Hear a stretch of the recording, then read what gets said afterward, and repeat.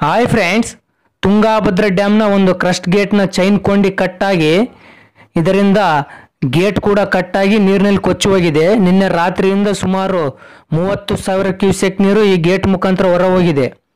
ಇದರಿಂದ ಗೇಟ್ಗೆ ಆಗುವ ಪ್ರೆಷರ್, ಆ ಪ್ರೆಷರಿಂದ ಡ್ಯಾಮ್ಗೆ ಆಗುವ ಪ್ರೆಷರನ್ನು ಯಾವ ರೀತಿ ಕಂಟ್ರೋಲ್ ಮಾಡಲಾಗಿದೆ ಮತ್ತು ಎಷ್ಟು ಪ್ರಮಾಣದ ನೀರು ಹೊರಬಿಟ್ಟು ಗೇಟ್ನ ಕಂಡೀಷನನ್ನು ಕಂಡುಹಿಡಿತಾರ ಮತ್ತು ಈ ಗೇಟ್ ರಿಪೇರಿ ಮಾಡಲು ಎಷ್ಟು ದಿನ ಕಾಲಾವಕಾಶ ಬೇಕಾಗುತ್ತದೆ ಅಂತ ಈ ವಿಡಿಯೋದಲ್ಲಿ ತಿಳಿಸ್ತಾ ಇದ್ದೀನಿ.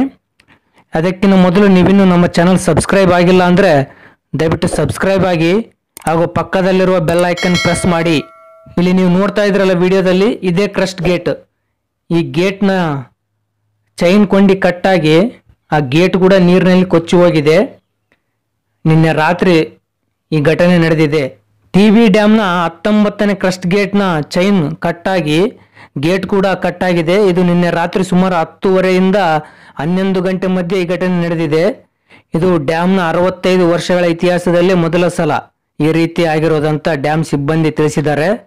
ಈ 19ನೇ ಗೇಟ್ ಕಟ್ಟಾದ ಕಾರಣ ಭಾರಿ ಪ್ರಮಾಣದ ನೀರು ಅಂದರೆ ಸುಮಾರು 30,000 ಕ್ಯೂಸೆಕ್ ನೀರು 19ನೇ ಕ್ರಸ್ಟ್ ಗೇಟ್ ಮುಖಾಂತರ ಹೊರ ಹೋಗಿದೆ. ಇದರಿಂದ ಗೇಟ್ ಪ್ರೆಷರ್ ಹೆಚ್ಚಾಗಿ ಡ್ಯಾಮ್ಗೆ ತೊಂದರೆ ಆಗಬಹುದು ಅಂತ ತಿಳಿದು ಟಿ.ಬಿ ಡ್ಯಾಮ್ನ ಎಲ್ಲ 32 ಗೇಟ್ಗಳನ್ನು ಕೂಡ ಓಪನ್ ಮಾಡಿ ಸುಮಾರು 2 ಲಕ್ಷ ಕ್ಯೂಸೆಕ್ಗಿಂತ ಹೆಚ್ಚಿನ ಪ್ರಮಾಣದ ನೀರು ಹೊರಬಿಡಲಾಗಿದೆ.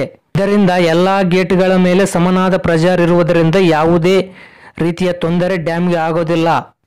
ಆದರೆ ಗೇಟ್ ಕಂಡೀಷನ್ ಅಂದರೆ ಗೇಟ್ ಚೈನ್ ಯಾವ ರೀತಿ ಕಟ್ಟಾಗಿದೆ ಮತ್ತು ಅದನ್ನು ಯಾವ ರೀತಿ ರಿಪೇರ್ ಮಾಡಬೇಕು ಅಂತ ನೋಡಬೇಕಾದರೆ ಗೇಟ್ ಸಂಪೂರ್ಣವಾಗಿ ಕಾಣಬೇಕು. ಈಗಾಗಲೇ ಡ್ಯಾಮ್ ಸಂಪೂರ್ಣವಾಗಿ ತುಂಬಿದ ಕಾರಣ ಗೇಟ್ ಕಂಡೀಷನ್ ನೋಡೋದು ಅಸಾಧ್ಯ. ಇದರಿಂದ ಡ್ಯಾಮ್ನಿಂದ ಸುಮಾರು 40ರಿಂದ 55 TMC ನೀರು ನದಿಗೆ ಉಪಯೋಗವಿಲ್ಲದೆ ಹೊರಬಿಡಬೇಕಾದ ಪರಿಸ್ಥಿತಿ ಬಂದಿದೆ ಮತ್ತು ಡ್ಯಾಮ್ನ 20 ಅಡಿ ನೀರು ಕಡಿಮೆ ಆದರೆ ಮಾತ್ರ ಈ ಗೇಟ್ನ ಕಂಡೀಷನ್ ನೋಡಕ ಕಂಡು ಬರುತ್ತದೆ.